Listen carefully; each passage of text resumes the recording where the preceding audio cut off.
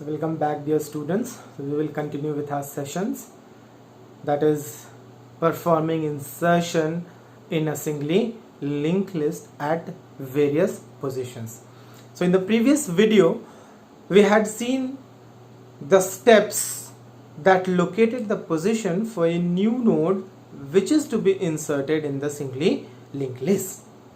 So dear students, let us move further to insert elements at various positions in the given linked list.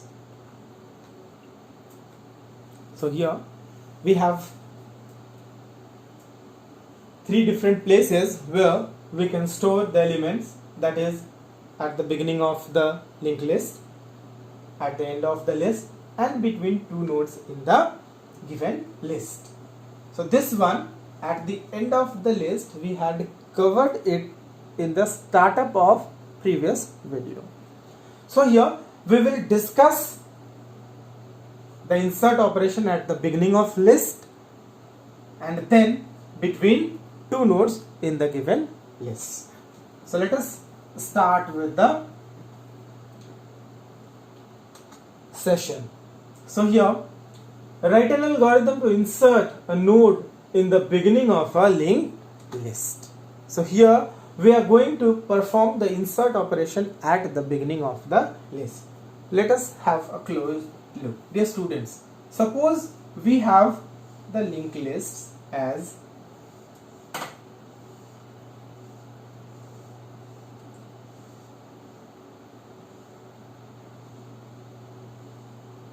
suppose 10, 12 and 15.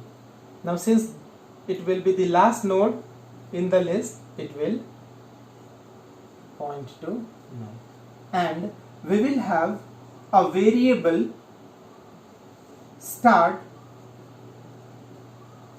which will point to the first node.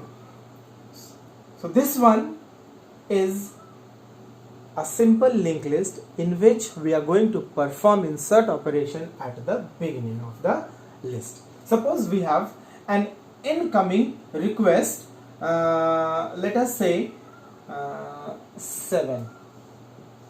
So this 7 will be inserted before 10 in this list. Now what are the steps that we need to perform? So we have two basic steps, that is first allocate memory for the new node and then assign it a value. After that we need to make alterations in the pointers. So here assuming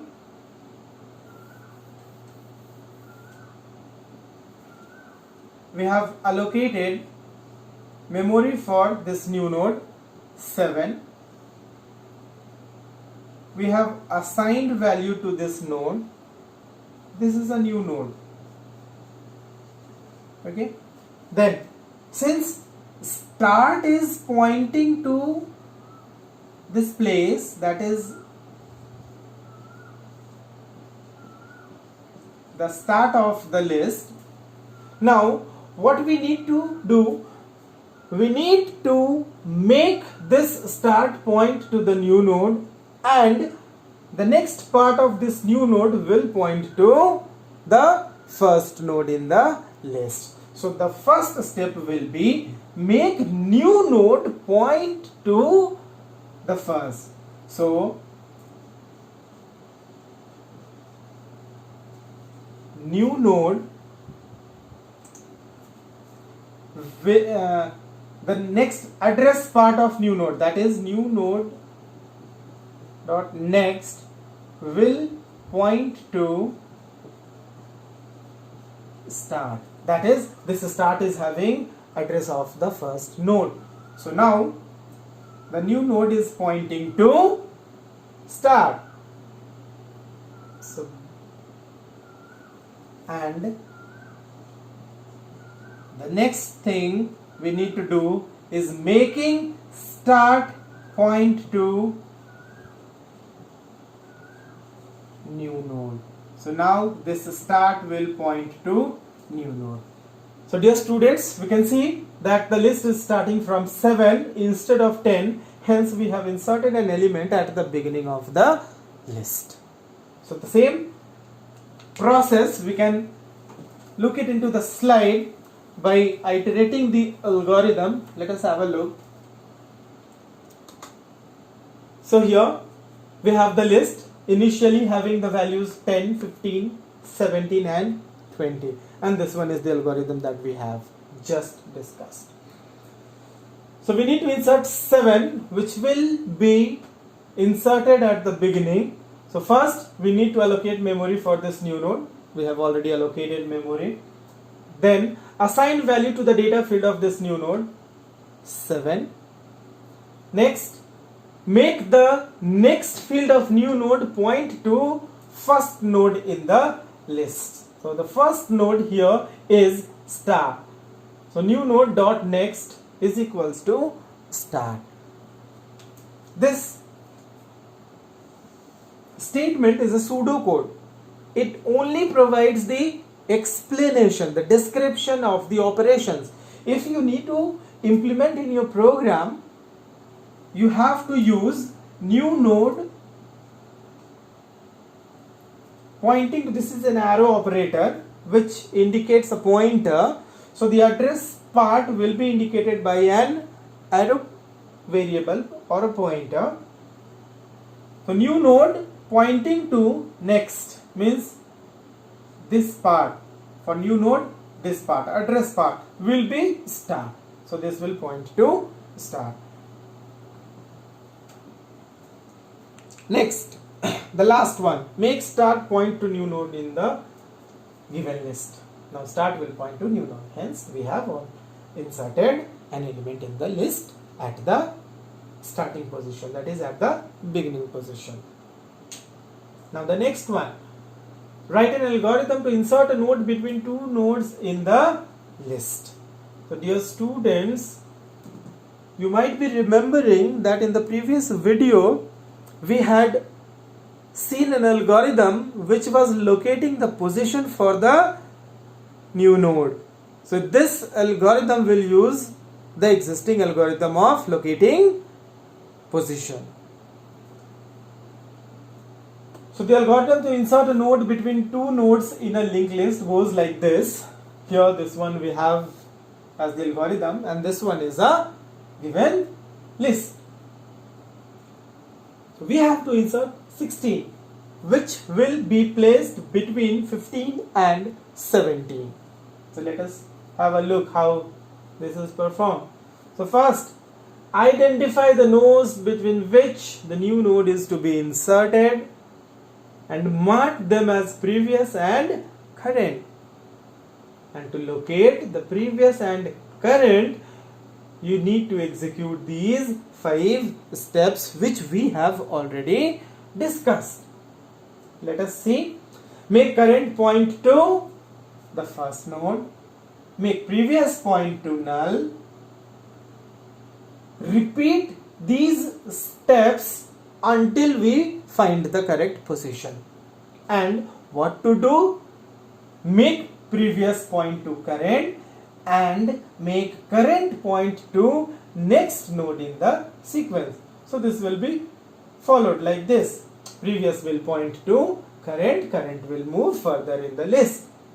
Now at this position, the information held by current node is greater than the information to be inserted. Hence, we need to stop over here to insert this new node, which is 16. So we have located the nodes, that is 15 and 17, between which we will insert a new node. Now this algorithm moves further. So allocate memory for the new node. We have allocated memory for new node. We will assign value to this new node. 16 is assigned. Next, make the next field of new node point to current. Next field of new node point to current, because this node is to be inserted in between 15 and 17. Like this, 16 will come in between 15 and 17. And at the next step, The next part of this 15 will point to, that is next part of previous will point to new node, hence making a link like this. This will be overcome, so the list will be like this.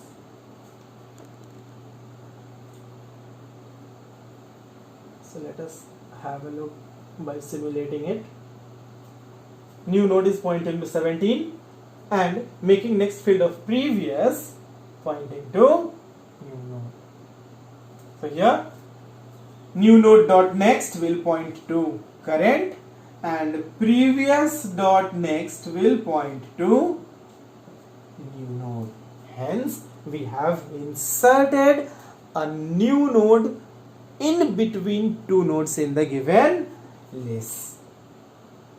We have completed our task, our job.